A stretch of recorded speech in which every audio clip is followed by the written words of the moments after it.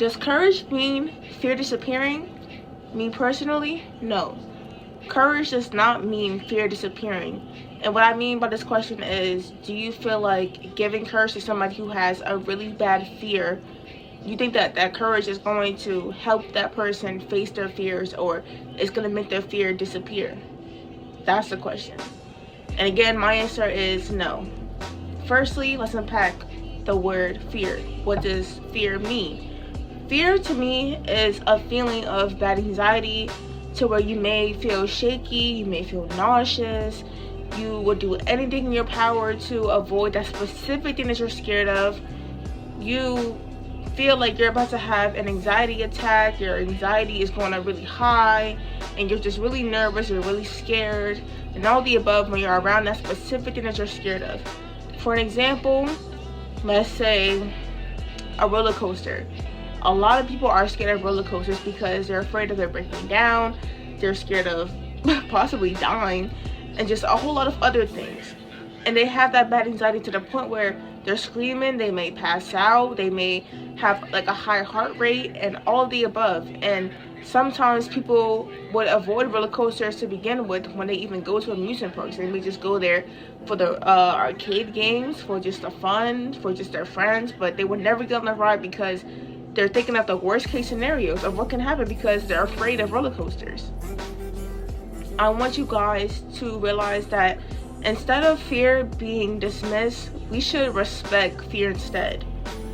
What I mean by this is, if your friend is terrified of anything specific, don't be mean to them. Don't yell at them. Don't brush their fear or feelings to the side.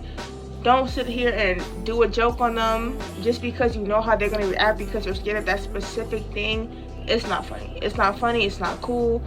And we just shouldn't do that. Another example, just in case if you guys didn't really understand, is, I'm going to admit it, I am really terrified of elevators. I do not like elevators. I would do anything in my power to avoid it. I will literally climb up a whole bunch of stairs because I am afraid of elevators. I do not like elevators at all. But it actually used to be really bad when I was younger. It used to be like really, really bad when I was younger. You know, I don't know exactly like how it all started, but I do know that I used to have this fear since I was a little girl, and it was not a fun time, y'all. It wasn't. In second grade was my worst time. Again, I don't know exactly how it all started, but all I know is that I had this fear since I was probably like in late first grade. But it just wasn't a good time. I had this really bad fear of elevators from second grade. It was really bad. And all I know is that every single time I'd have to go to my grandparents for a school night, every single time, mind you, they live on the top floor and they were in the projects, and it was not funny, y'all. Some days the elevator was always just getting stuck. Some days it was acting up, and then some days it was perfectly fine. But again, my anxiety had the worst case scenarios and all the above, and sometimes it did come true. It did. Every single time I'd have to go to my grandparents' house and we're going upstairs to the house, I would literally have to use the bathroom as soon as I get up there, every time. And it still kind of happens to this day. If I'm taking an elevator anywhere, I would always have to use the bathroom because my stomach would hurt so bad to where I have to use the bathroom. This one was really bad, but basically, again, when I was in second grade and I would always have to go to school from my grandparents' house, of course I can't take the stairs because I'm too young, and they wouldn't want to take the stairs neither because we're on the top floor. Where are we going? We have to take the elevator. So with that being said, I ended up having to deal with that. But every time I'd have to get ready to go downstairs, I would always throw up all the time. I would just throw up a lot, and it just was not fun. And my grandparents probably thought that I was sick all the time, when the whole time that's not the case. I was not actually like sick as in like I had the flu or a virus, no, but my fear used to make me so sick to the point where, again, I used to vomit a lot. Vomit, or again, using the bathroom all the time, and it wasn't fun. The good thing is that I'm not as bad as I used to be back then, before, but it was really bad. But now I'm not as bad as I used to be. I'm not, you know, I can kind of tolerate it, but of course I'm still scared, but I can tolerate it than how I used to, you know, be really bad back then when I was younger. But with that being said, my family eventually caught on to me being afraid of this fear. I also possibly told them, and they've always seemed dismissive. All of them. They all had seemed very dismissive, because it was just like, we can go on a vacation and plan a hotel to stay in, or whatever the case is. Knowing that I'm afraid of elevators, my family would literally put us in a high-rise hotel room. Knowing that I'm afraid of elevators, like, come on. And I get it, you wouldn't want to stop your fun for somebody else because somebody else's problems or whatever the case is. But if you know that somebody is afraid of something specific, why would you want to take them there? Unless you're trying to help them conquer their fear, okay.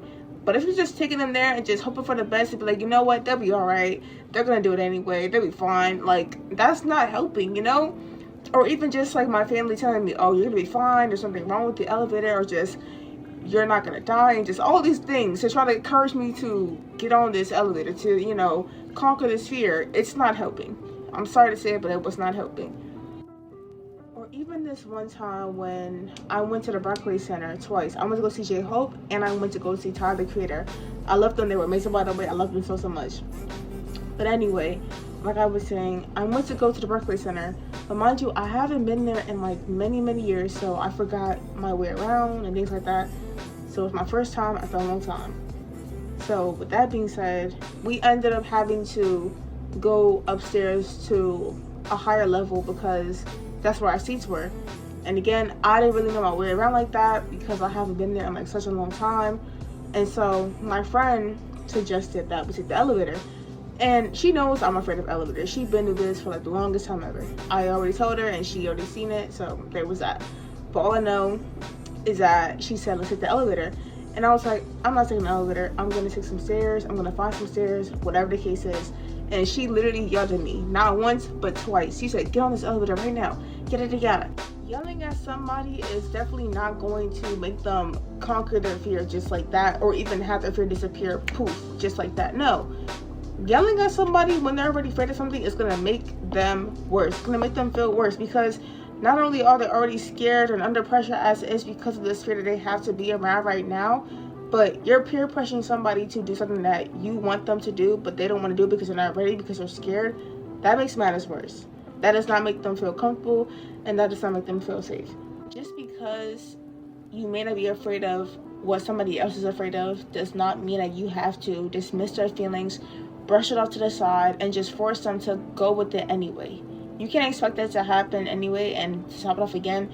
You should not do that, because if that was you in that person's shoes, you would feel the exact same way.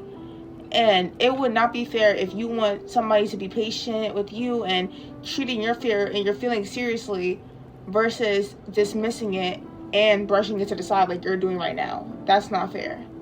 That is not fair. And again, little encouraging words. I get it. If you're trying to help, then that's really nice. But again, to sum it all up, trying to just speak courage into somebody to conquer a fear is not fully going to help them. It's not.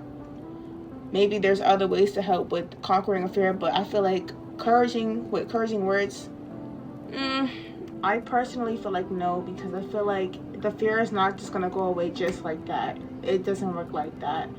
So to sum it all up, I feel like courage does not make fear disappear.